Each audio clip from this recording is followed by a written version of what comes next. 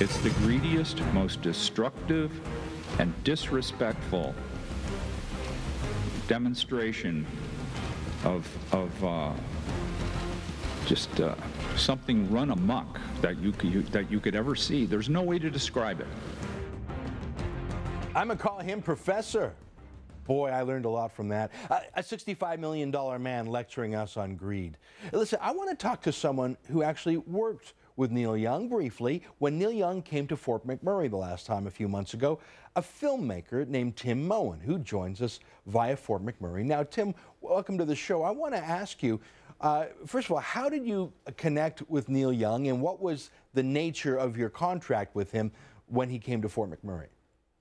They were looking for someone to take some aerial shots, and I'm kind of known in the area for my specialty is aerial filming, and so I was contacted that way. So they hired me to do some aerial shots of their fantastic technology, this link volt technology that he developed, and I thought it was a good thing. And, you know, I'm all about promoting new and innovative technologies. That's kind of what we're doing up here, I think. So I thought it kind of fit with this community, and it's good to advocate for cleaner, more efficient technologies, and so that's what interested me in the project.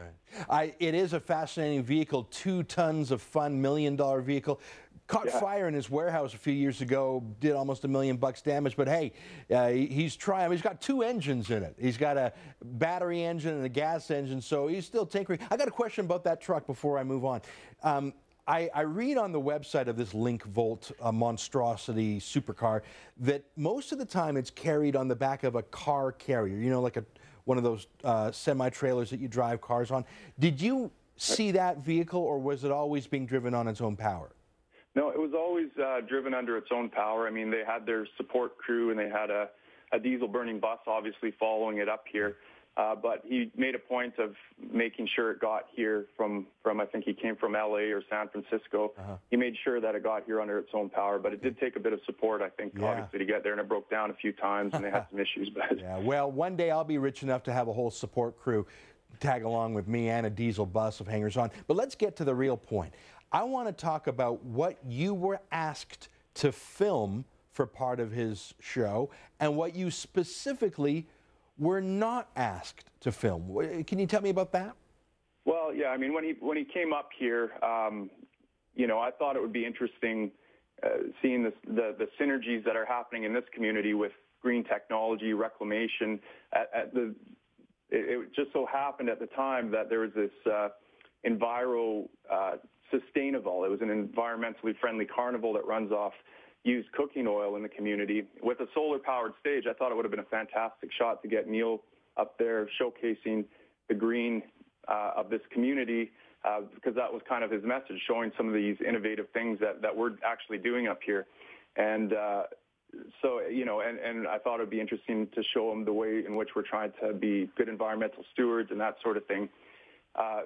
He had a short time span here, so I do give him a little bit of leeway. He had a very specific agenda when he came here. His agenda wasn't to show necessarily a balanced view. It was to promote a particular message, and unfortunately that message got a little bit hyperbolic and a little bit exaggerated, if not, untrue. I mean, we're not killing people up here. I think the evidence is the other way around. I've worked on in the health field and have been on other reserves across the province, and I can tell you that yes, conditions on reserves are terrible. It's something that needs to be addressed.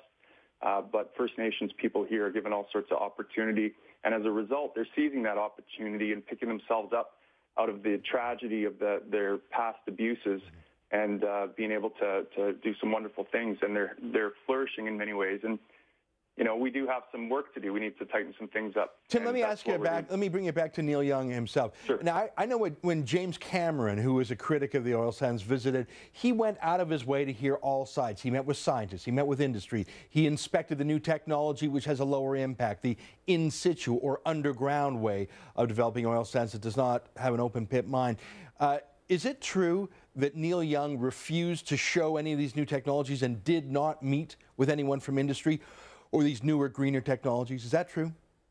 Well, he didn't have necessarily time. He wasn't interested in it. He didn't wasn't seem interested in How going much down time there. was he up there altogether? How many days was he up there? He was up here for 3 days. I mean, there would have been time had he wanted to make time. There was gaps in the schedule for sure. Did he meet with any Indians who have embraced the oil sands? Anyone from the Fort Mackay Band or any Aboriginal entrepreneurs? I'm just going to pick a name out of the air. Dave Tuckerow, multimillionaire Aboriginal entrepreneur. Did Neil Young meet with any Indians who are working hard and making millions, or did he just meet with the dissidents? No, he obviously didn't meet with those guys. They would have told him a completely different story than the one he got. Yeah. And even, you know, I know someone commented on my blog that when him and Daryl Hannah arrived in Janvier, she felt put out because they were trying to pass on some cultural traditions to their younger people, and all of a sudden all the attention focused on these two celebrities, and they felt like they were being imposed on. And she, in her words, she said something to the effect of they were looking for sick and dying Indians and animals, and they didn't seem to be finding any, and she kind of felt put out by it. Huh.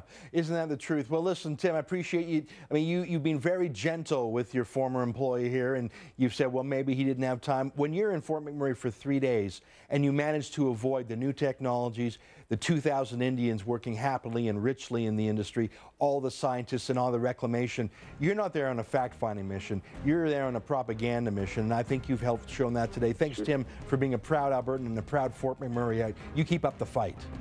Thank you, sir. Folks, later in the show, what are you packing in your kids' lunch? One bossy mom wants the government to get involved in vetoing